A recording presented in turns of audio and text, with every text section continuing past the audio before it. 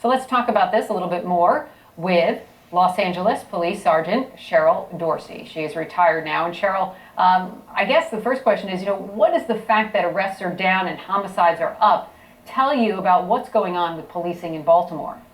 Well, police officers are a crafty sort, and so they have a way of making their discontent known, if you will. But I think the bigger problem here is that you have reportedly officers saying that they're afraid to do their job. And so I'd like to challenge Commissioner Batts to identify and locate every officer who says he's afraid to do his job and remove him from that position, because you don't get to not do your job.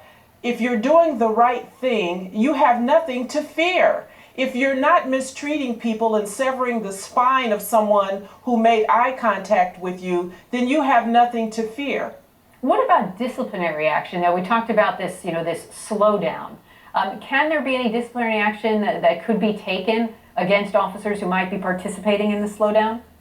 My guess that it would be very difficult to prove, much like an officer's perception of fear. How do you prove that the officer wasn't involved in traffic? Because we're required to obey all traffic laws as we respond to calls for service. And if it's not a high priority call and you drive the speed limit and you don't run any red lights or stop signs, it might take a little longer.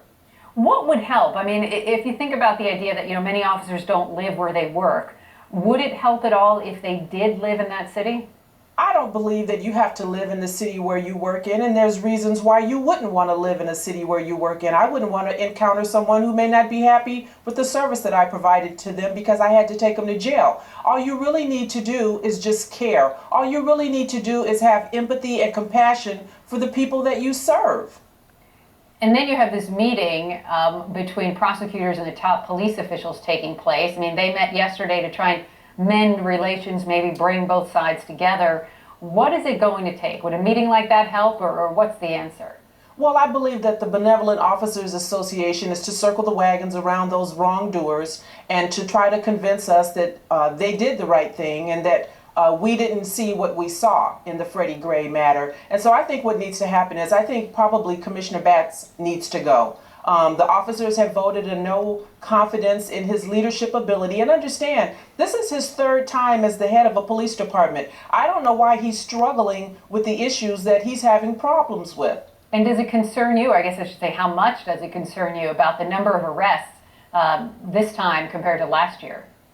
Well, again, it would appear that the officers are playing games, but how do you prove it, right? If they're not responding to anything except for where that radio sends them, they're not being proactive in police work, how do you prove that it's not coincidental or that it's contrived? Yeah, either way, certainly not good for the city if the crime rate's going to go up. Sergeant Cheryl Dorsey, appreciate it. Thank you very much. Thank you.